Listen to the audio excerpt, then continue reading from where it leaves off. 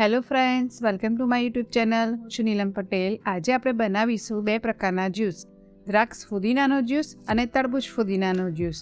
ઉનાળાની ગરમીમાં કંઈક ઠંડુ પીવાનું મન થાય ને તો આ જ્યુસ બનાવતા વાર બિલકુલ નહીં લાગે.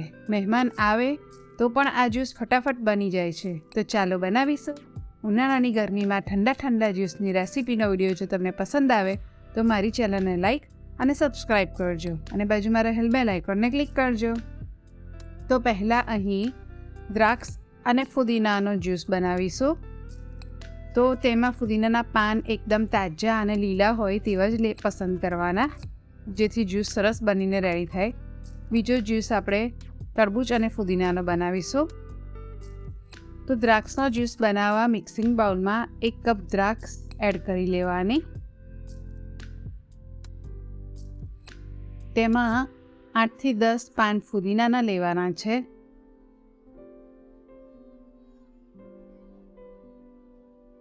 તેમાં ઠંડુ પાણી એડ કરીશું. જો તમારે નોર્મલ પાણી એડ કરવું હોય તો પણ કરી શકાય. 3 ચમચી ખાંડ એડ કરી છે. જો દ્રાક્ષ ખાટી હોય તો વધારે ખાંડ એડ કરવાની. અને હવે મિક્સિંગ બાઉલને ચલાવી લઈશું.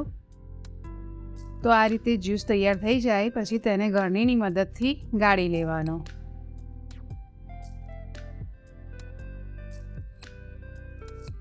બસ આ રીતે જ્યુસને ગાળી લઈશું. હવે ગ્લાસમાં 2-3 બરફના ટુકડા એડ કરી લઈશું. 1/4 ચમચી જેટલી સંચળ પાવડર એડ કરીશું. એકદમ થોડો મરી પાવડર એડ કરવાનો અને તેમાં આપણો તૈયાર કરેલો જ્યુસ એડ કરી દઈશું.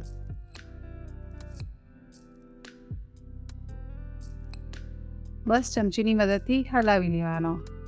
તો અહીંયા તૈયાર છે આપણો આ જ્યુસ. છે ને એકદમ ઇઝી.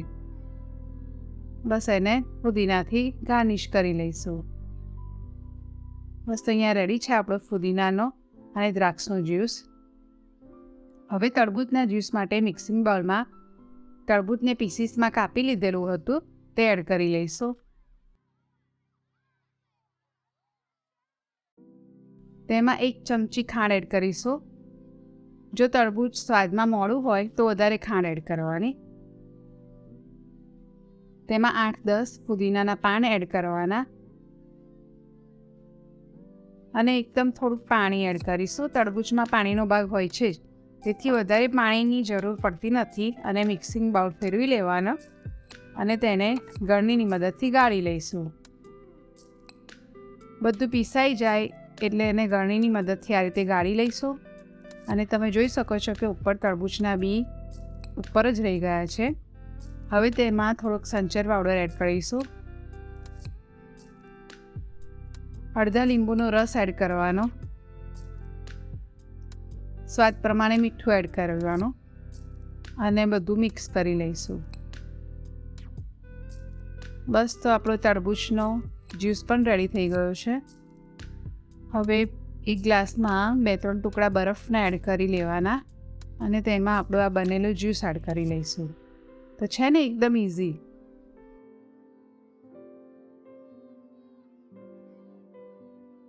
હવે તેના ફુદીનાના પાનથી ગાર્નિશ કરી લઈશું. બસ તો રેડી છે. ગરમીની સિઝનમાં પીવાની મજા પડે એવો રિફ્રેશિંગ એકદમ ઝટપટ બની જતા બંને જ્યુસ. તો તમે જરૂરથી એકવાર ટ્રાય કરજો.